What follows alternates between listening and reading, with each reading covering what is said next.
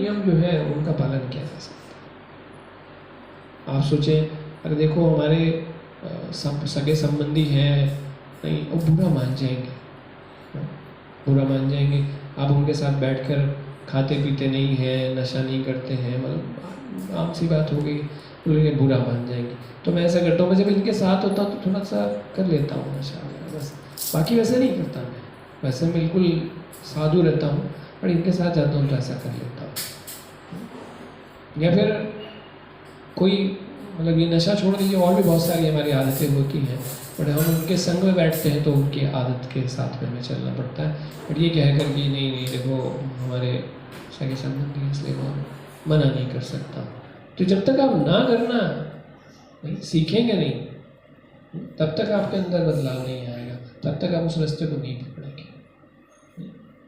दो नावों के बीच में दोनों नाव पर पैर रखकर नहीं चला जा सकता, ठीक है। ऐसा व्यक्ति जो दो नाव में सवार होगा वो गिरेगा ही गिरेगा, उसका मतलब ऐसा नहीं कि उस सफ़र पूरा कर पाएगा। नावें जब हिलेंगी तो वो नीचे जाएगा ही जाएगा, ऐसा व्यक्ति डूब जाता है। तो या तो आप भौतिक रहिए, और अगर आप शुरुआत कर रहे हैं तो एक चीज़ पर दृढ़ हो जाइए, तो बोलिए कि हाँ ना तो ना, उसमें कंप्रोमाइज़ नहीं। क्योंकि जब तक आप स्थिर नहीं होंगे, जब तक फर्म नहीं होंगे, तब तक आपकी बढ़ोतरी नहीं होगी, तब तक आप बढ़ेंगे नहीं आगे, ठीक है ना। आप सोचते रहिए नहीं नहीं इतना ठीक है, इतना ठीक है, उतने ठीक से काम नहीं चलेगा। ये रास्ता ऐसा नहीं है कि आप एक जगह छोड़ दें उसको और ऐसे ही रहने दें, क्योंकि चीज़ें जो हैं वो एज इट इज़ नहीं रहती हैं। देखिए यहाँ पर युधिष्ठिर महाराज के राज की बात हो रही, उन्होंने शासन किया, जब तक वो रहे उन्होंने शासन किया, लेकिन ऐसा नहीं है कि उन्होंने शासन किया तो देखभाल छोड़ दी। परीक्षित महाराज का एग्जाम्पल प्रभुपाद यहाँ पर कोट कर रहे हैं कि एक दिन वो जा रहे थे और एक व्यक्ति जो है वो किसी जानवर को परेशान कर रहा था, कि उन्होंने तुरंत उसको पकड़ कर सजा दी, दंड दिया। तो वही तो है, मतलब ऐसा नहीं है कि आप किसी भी समय लापरवाह हो सकते हैं। परीक्षित महाराज भी अपने पूरे राज्य में घूमते थे, ऐसा नहीं कि युधिष्ठिर महाराज घूमते नहीं थे। जो अधर्मी है उन्हें डर होना चाहिए, अधर्मी को डर होना चाहिए कि कोई सजा देने वाला है अगर तुमने गलत कार्य किया तो। इसी तरह हमारे हृदय के अंदर वो डर होना चाहिए कि देखो मन अगर तुमने अपनी मनमानी की नहीं तो सजा मिलेगी। जब तक वो डर के हिसाब से नहीं बैठेगा तब तक नहीं होगा। इसीलिए शुरुआती दौर में हमें किसी को अपना शिक्षक, मेंटर या शिक्षा गुरु बनाना आवश्यक है। ऐसे गुरुओं से काम नहीं चलता जो आपसे मिलो दूर बैठे हो, उनका फोटो आपके पास हो, कभी आप उनसे मिलते नहीं हो, कभी आपके बारे में जानते ना हो, आपकी ज़िंदगी में कुछ पता ना हो। ऐसे गुरुओं से आप कभी नहीं बदलेंगे, इस जन्म में नहीं, आप कितने जन्मों में ऐसे गुरु रखिए, कुछ नहीं होगा आपके अंदर, कोई चेंज नहीं आएगा। क्या रोल है उनका आपकी ज़िंदगी के अंदर, वो आपको देख नहीं पाते, उनको पता नहीं है आप क्या कर रहे हैं, काला कर रहे हैं, सफ़ेद कर रहे हैं, हाँ, कोई डर नहीं है। तो क्या आपका मन जो है वो सुनेगा आपकी? हाँ, वो तो मनमानी करेगा, बोलोगे हाँ बस तुम जो कर रहे हो ठीक है, यही सही है, बस गुरु जी तो हैं हमारे पास, फोटो में टंगे हैं, छुट्टी। ज़्यादा करें कभी याद आई तो एक आध बार चले गए, लो गुरु जी दक्षिणा, कुछ उपहार, खुश रहो गुरु जी आप, बढ़िया लो, और आशीर्वाद दे के गुरु को चले आए। गुरु को ही दे के चले आते हैं, गुरु क्या आशीर्वाद देंगे, आप कोई सेवा तो करते नहीं, आज्ञा पालन करते नहीं। ऐसे गुरु को कोई लाभ नहीं है आपकी ज़िंदगी में।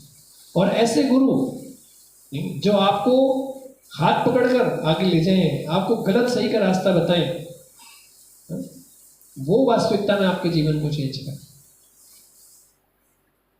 अब अगर आपको उसमें दिक्कत हो तो फिर आप कहीं के नहीं, मतलब आप सोचिए अगर आपको इस तरह का जीवन नहीं चाहिए, देखो भाई टोका टाकी पसंद नहीं है ठीक है, हमें कोई टोका टाकी पसंद नहीं, बस ये है ठीक है, हमने गुरु बना लिया है, मान लिया है, बस अब हम कहेंगे कि तुम गुरु हो, ठीक है, आगे देखो इंटरफेयर कोई नहीं हमारे जीवन में होना चाहिए, जैसे हम करना चाह रहे हैं वैसे करेंगे, अब कोई रोल है नहीं हमारी ज़िंदगी, बस हाँ कोई पूछेगा तो बता देंगे हाँ भाई गुरु जी हैं हमारे, नहीं? तो इस तरह के गुरु जी लेने का कोई फायदा नहीं है। गुरु जी लालायित हो रहे हैं कि कितने लोग जाके बोले हो जी आप ये हमारे गुरु जी हो। हमने कई बार देखा है ऐसे व्यक्तियों को। कुछ समय पहले या और भी बहुत समय पहले की बात है, तो व्यक्ति जो है शिक्षा लेकर और चले जाता है इधर उधर अपने हिसाब से अपने मन तरीके से। फिर कहीं मिलेगा तो अरे सीखा तो आपसे ही है, सीखा तो आपसे ही है। अरे ऐसे कैसे, किसने सिखाया आपको? हाँ, ऐसे तो नहीं सिखाया गया। तो आपने सीखा ही क्या? जो व्यक्ति अपने गुरु को छोड़कर चला जाए वो क्या सीखा? गुरु ने क्या सिखाया उसको? हाँ? और क्या आपने उस गुरु से सीखा? भाई गुरु कहने का मतलब तब है जब आप उनके अनुगत होकर चले, अपना जीवन किसी को देते तब गुरु कहा जाता है। उन्हें गुरु कहते हैं जिनको अपना जीवन समर्पित कर देंगे। आपके हिसाब से आप मेरा जीवन बताइए कैसे चले, तब तो उसे गुरु कहते हैं। तब तो शिक्षा मिलती है, तब तो उद्धार होता है। और नहीं तो क्या है, ये फोटो वाले गुरुजी, कहने वाले गुरुजी, बहुत ऐसे, बहुत सारे आपको जीवन में ऐसे लोग मिलेंगे।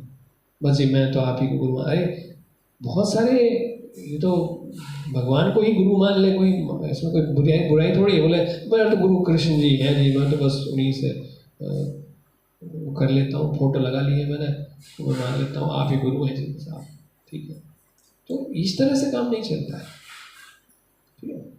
गुरु का मतलब है जो हमारा हाथ पकड़कर चलना सिखाए, वो गुरु होते हैं। आचार्य जो हमें आचार से सिखाए कि कैसे व्यवहार होना चाहिए, और जो गलती करें तो उस पर हमें प्रताड़ित भी करें, हमें सुधारे भी। आपने कभी देखा है कि किसी परिवार में कि देखो भाई वो आपके पिताजी हैं, पिताजी आते जाते नहीं, बिल्कुल नहीं, बच्चे के जीवन में कोई रोल नहीं है, और वो आपके पिताजी है बस, तो वो व्यक्ति अनाथ ही है। हाँ, पिताजी कभी जिंदगी देखते नहीं, पिताजी रहते हैं हजारों मीलों दूर रहते हैं, पर हाँ वो आपके पिताजी। तो बच्चा बड़ा हुआ फोटो देख देख कर पिताजी ने क्या सिखाया और क्या संस्कार उसके अंदर, तो लगता है पिताजी के संस्कार उसके अंदर आ जाएंगे। पिताजी तो दूर है कैसे उसके अंदर तो वही गुण आएंगे जो हाथ पकड़ कर किसी को चलना सीखा, उसी के जो सिखा रहा है वही उसी के तो आएंगे ना। तो आप कैसे सोचते हैं कि आप किसी का फोटो लगा लेंगे, बोलो इसके गुण मेरे अंदर आ जाए सारे, ऐसे किसी फोटो गुण आ जाएंगे आपके अंदर? इसलिए इम्पोर्टेंट है यहाँ पर ये चीज़ों का शिक्षा देना। भागवतम है, यहाँ सारी जो चीज़ें कही जा रही उसी तरह से कही जा रही हैं, एक ही स्वर में, कि सीखने का तरीका जो है वो एक ही है, ठीक है ना। अब आप आध्यात्मिक जीवन में अपने जीवन में सीखना चाहते हैं तो उसका भी वही तरीका है जो आपने वहाँ पहले बचपन में घर से सीखना शुरू किया था, सीखेंगे वैसे ही।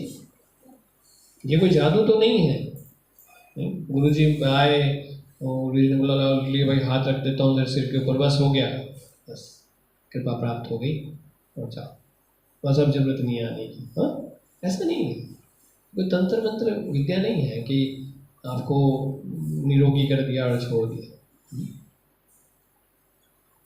तो चीज़ों को सही से समझिए। यहाँ भी भागवत में ये प्रश्न उत्तर के रूप में प्रश्न पूछे जा रहे हैं, और उसका प्रयोजन जो है वो यही है कि लोगों को कैसे सही मार्ग दिखाया जाए।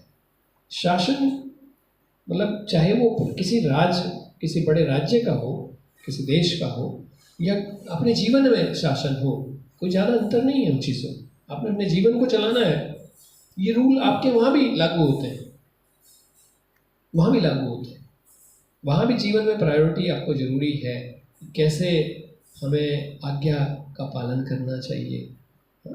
जैसे यहाँ पर युधिष्ठिर महाराज के अनुगत होकर सारे भाई कार्य कर रहे हैं, उनमें कोई मतभेद नहीं है कि कुछ समय के लिए तुम रहोगे राजा, कुछ समय के लिए नहीं, ऐसा कुछ नहीं है।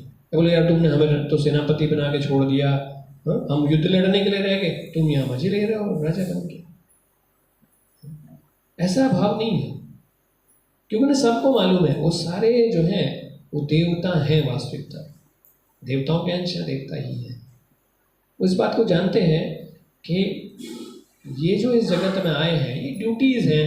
अरे तुम्हें राजा की ड्यूटी मिले तो राजा की ड्यूटी करो, नहीं मेरे भाग्य में सेनापति लिखा सेनापति की करता हूँ, किसी के और में और लिखी है उसकी ड्यूटी करता हूँ। अरे ड्यूटी तो करनी, लास्ट में अपनी ड्यूटीज़ को पूरा करके भगवान का स्मरण करके भगवान के अपनी चेतना को कृष्ण में करके कृष्ण के पास चले जाएंगे। चिंतन तो सबको कृष्ण का है, जितना समय कृष्ण ने उनके साथ बिताया उसी हिसाब से उनका चिंतन है। और हम देखते भी हैं जिस समय भी आगे कृष्ण चले जाएंगे और आगे भी वर्णन आएगा कि भगवान भी चले गए हैं। तो जिस समय भगवान गए आप देखिए कि सबसे पहले पता तो अर्जुन को चला जब वो प्रवास क्षेत्र में गया और वहाँ से लेकर आने का प्रयास किया उसने द्वारिका से, रानियाँ जो थी भगवान की किसी को नहीं ला पाया क्योंकि वो आ ही नहीं सकते थे, सबके अपने भाग्य थे, वो सब लीला को भगवान ने समाप्त की, सब चले गए। तो अर्जुन नहीं लेके आया उनको, है ना। तो अर्जुन जब लेके नहीं आया तो बड़ा परेशान हुआ। रास्ते में मैत्री ऋषि से भी मिला, उन्होंने भी सांत्वना दी, लेकिन उसे आते आते ऐसा हो गया कि ये जो सब चल रहा था सब गोलमाल था, हमें लग रहा था बड़े बड़े वो हैं, लेकिन सत्य पता चला कि भगवान थे तो सब था। और यही बात जो है कुंती महारानी की स्तुतियाँ जो चल रही हैं उसमें भी कुंती महारानी कह रही थी, देखिए हे गदाधर, भगवान कृष्ण का नाम लेकर, कि इस समय हमारे राज्य में आपके चरण चिन्हों की छाप पड़ी हुई है और इसके कारण यह सुंदर लगता है, लेकिन आपके चले जाने पर यह ऐसा नहीं रह जाएगा। क्योंकि जिस समय भगवान कृष्ण यहाँ पर थे तो उस समय पर बहुत सारे जगत में बड़ी सुंदरता थी। ये सारे नगर ग्राम सब प्रकार से समृद्ध हो रहे हैं क्योंकि जड़ी बूटियाँ तथा अन्नों की प्रचुरता है। वृक्ष फलों से लदे हैं, नदियाँ बह रही हैं, पर्वत खनिज से तथा समुद्र संपदा से भरे हैं, और यह सब उन पर आपकी कृपा दृष्टि पड़ने से हुआ है। तो ये जो पृथ्वी है ये वास्तविकता में धरती माता जिसको हम बोलते हैं, भूमि देवी, जब भगवान यहाँ होते हैं क्योंकि वास्तविकता में भगवान पति हैं, तो वो जब यहाँ होते हैं तो प्रसन्न होती हैं। जब प्रसन्न होते हैं तो वो जो चीज़ें धरती दे सकती है बहुत अधिक मात्रा में, अच्छी मात्रा में देती है। और जैसे जैसे आप समझिए पृथ्वी पर चीज़ों का काल होता है, कमी होती है, इसका मतलब क्या है कि भगवान का नाम इस धरती पर काम हो रहा है। जैसे साधारण बढ़ता है धरती पर पेड़ पौधे उगने, फल इत्यादि, अनाज वगैरह सब कम होता चला जाता है, पानी कम होता चला जाता है। अब सोचिए अगर चीज़ें कम हो रही हैं तो इसका मतलब अधर्म बढ़ रहा है, क्योंकि पृथ्वी जो है या तो भगवान के लिए प्रचुरता में चीज़ें देती है, या फिर पृथ्वी जो है वो भगवान के भक्तों के लिए, जब भगवान के भक्त होते हैं, क्योंकि जब भगवान के भक्त धरती पर होते हैं तो भगवान की सेवा के लिए चीज़ें चाहिए होती हैं। तो भगवान की सेवा के लिए, उनके इस्तेमाल के लिए, कि वो भगवान की सेवा के लिए उन्हें आवश्यकता होगी, तब भी प्रकृति प्रचुर मात्रा में चीज़ें देती है।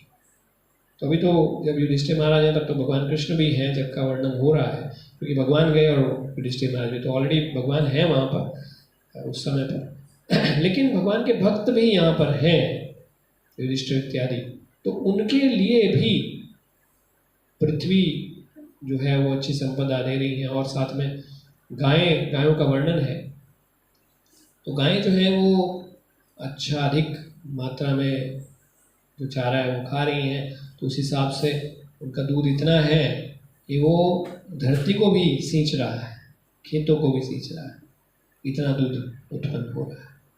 आज का जो युग है वो ऐसा है कि लोगों के पीने के लिए दूध नहीं है, मिलावटी दूध और दही, और आप सोचते हैं पनीर ये सब खा रहे हैं। आप देखिए रोज आता है न्यूज़ में कितना खतरनाक चीज़ें हम खा रहे हैं, सब नकली है, सब नकली। असली दूध ढूंढना आज के जीवन में हीरे ढूंढने जैसा है। कौन पता नहीं कौन है जिससे आप मान रहे कि ये दूध लेकर आ रहा है, वो क्या लेकर आ रहा है। कई बार तो आश्चर्य होता है, कभी कभी हम रात्रि में तो दूध गर्म करते हैं, तो आपने आधा गिलास दूध लिया और उसे गर्म किया, तो गर्म करने के बाद वो आधे से पौना गिलास हो जाता है। ऐसे नहीं की बात है, दूध है ये बढ़ रहा है। नहीं, गर्म करने से भाप बन के पानी उड़ जाता है, कम नहीं होता है। क्या मिला के ला रहे कुछ पता नहीं, क्या